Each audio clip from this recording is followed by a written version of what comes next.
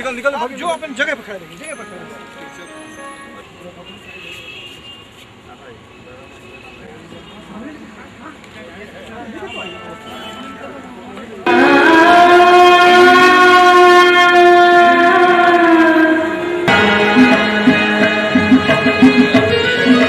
दीप शिखा प्रज्वलित कर इन दोनों ही समारोहों का विधिवत उद्घाटन किया जा रहा है।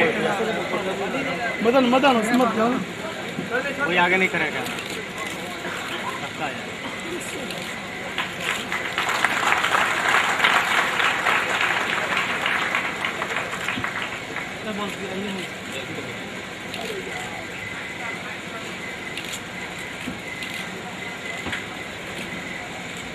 सर पकड़ लीजिए सर, एक बार सर सबको एक साथ पकड़ लिया सर, एक बार सर।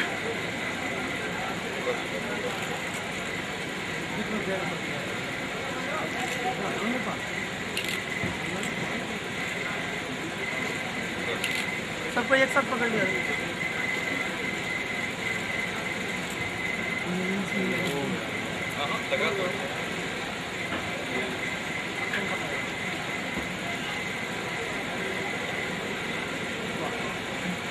माननीय और मंच पर जीतू भैया, जीतू जी यही कर क्लोज है। अरे पहले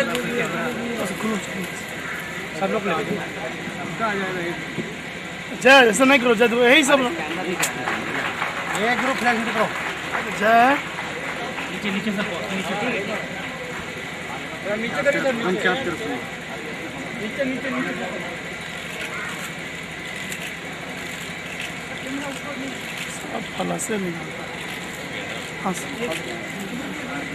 माननीय एवं गणमान्य अतिथिगण, उनके द्वारा लिखी गई 8वीं पुस्तक river interlinking in India dream and reality का भी लोकार्पण करने की कृपा प्रदान की जाए। ले लीजिए। इसी महाविद्यालय के उपाचार्य डॉक्टर की कृपा प्रदान की जाए। सब लोग ले लीजिए, सब लोग ले लीजिए। एक ही किताब नीचे पर कौन है ये?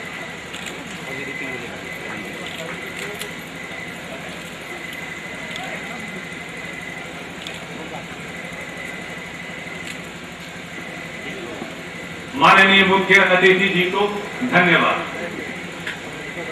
अब मैं आमंत्रण देता हूं महाविद्यालय के प्रधानाचार्य जी को कि आप स्वागत भाषण एवं महाविद्यालय के विकास की संक्षिप्त रूपरेखा पर प्रस्तुत करें।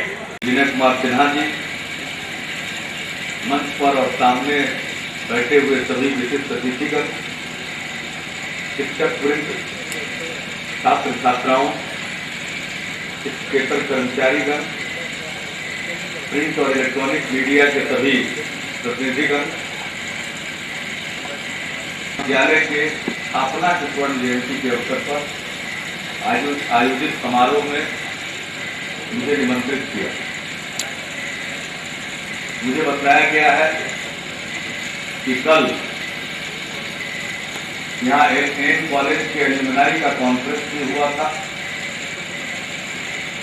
और देश के विभिन्न हिस्सों में जो एन कॉलेज के पढ़े हुए लोग महत्वपूर्ण जगहों पर हैं या जिन्होंने अपने हुनर के बदौलत, अपनी काबिलियत के बदौलत दूसरे देशों में भी अपना स्थान बनाया है, वैसे सभी एलुमनाई यहाँ उपस्थित हुए थे और एक अच्छा कार्यक्रम आयोजित हुआ था। इस अवसर पर मैं अपनी शुभकामनाएं एन कॉलेज परिवार को देता हूँ। बिहार विभूति की आज जयंती और इस अवसर पर हम यहाँ एकत्रित हुए।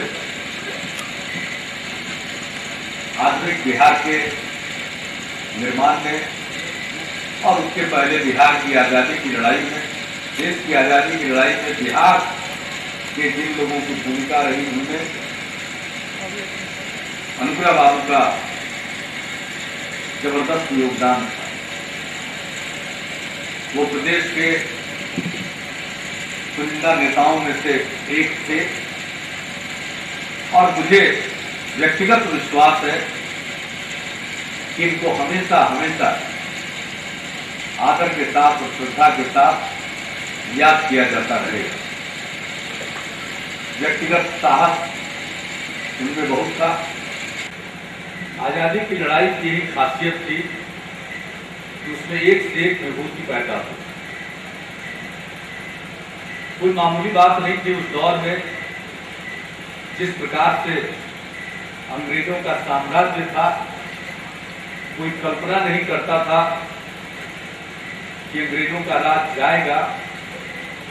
ऐसे तपस्वी लोगों की तपस्या का फल है जिन्होंने राष्ट्रपिता महात्मा गांधी के नेतृत्व में इस देश को आजाद कराया। और आजादी मिलने के बाद भी एक बहुत ही चुनौती भरा कार्य था। लोग समझते थे कि अंग्रेज चले जाएंगे तो हिंदुस्तानी राज नहीं चला पाएंगे,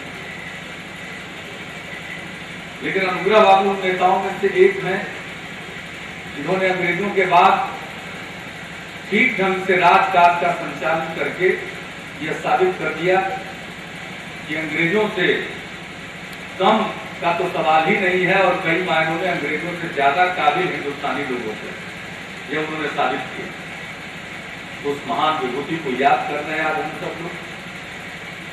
उनकी प्रेरणा से इस महाविद्यालय की स्थापना हुई। महाविद्यालय के प्राचार्य ने संक्षेप में इसके इतिहास पर रोशनी डाली और किस प्रकार से पहले सरकारी कर्मचारियों को उच्च शिक्षा देने के लिए इस महाविद्यालय की स्थापना की गई, लेकिन अब तो 10,000 छात्र छात्राओं को यह शिक्षित कर रहा है। हम तो इस इलाके में बहुत दिन रहे। एन कॉलेज के किसी कार्यक्रम में आने का मेरा पहला तजुर्बा है। इसके पहले मैं एन कॉलेज के किसी कार्यक्रम में नहीं आया, लेकिन एन कॉलेज तो मैं आता रहता। अपने घर पे हमको जगह थी तो वही रहते थे और सवेरे जब कभी बोटेनिकल गार्डन नहीं जा पाते थे तो यही हम टहलते रहते। तो विनय बाबू जब विधान पार्षद बने तो हमने कहा इनसे कि सबसे पहले आपके मोहल्ले में इतना ये नामी कॉलेज है, इसके फील्ड की स्थिति ठीक कर दीजिए और यहाँ की अंदरूनी सड़कों को आप एमएलसी के फंड से बनवा दीजिए। तो मैं इनके प्रति आभार व्यक्त करना चाहता हूँ, शुक्रगुजार हूँ कि मेरे सुझाव पर इन्होंने गौर किया और इसके लिए अपने विधान परिषद कोष से इसमें अपना योगदान दिया। तो जब वो बन गया उसके बाद के भी किसी फंक्शन में नहीं आया, तो पहली बार आने का मौका मिला है किसी कार्यक्रम में, और वह भी एक ऐसा कार्यक्रम है जो 2 in 1 है। एक साथ आकर के 2 काम हो गया। अनुग्रह बाबू के प्रति श्रद्धा सुमन अर्पित करने का भी सौभाग्य मिला और इस कॉलेज के स्वर्ण जयंती समारोह के अवसर पर भी कुछ बोलने का अवसर मिल गया। तो इसके लिए प्राचार्य महोदय धन्यवाद के पात्र हैं। वैसे प्राचार्य महोदय से भी हमारा संबंध बड़ा पुराना है। ये बाढ़ में पहले प्राचार्य थे और आप समझ सकते हैं कि जब बाढ़ के प्राचार्य थे तो मेरे ऊपर इनका प्रभाव या इनका दबाव भी मेरे ऊपर रहता ही होगा। एक बार हमको पकड़ लिए बाढ़ के लिए, वहां बुलवा दीजिए वाइस प्रेसिडेंट साहब को। तो हम इनके चक्कर में चले गए उपराष्ट्रपति जी के यहाँ। उस समय कृष्णकांत जी उपराष्ट्रपति थे। उन्होंने कहा हमको छोड़ दो, बकस दो, हम नहीं जाएंगे। तो हमने इनको कहा कि भाई वो आना नहीं चाहते, आप जबरिया क्यों कह रहे हैं बार बार। हम तो उनसे मिल के आए। तो उन्होंने कहा कि अच्छा आप गवर्नर साहब को ला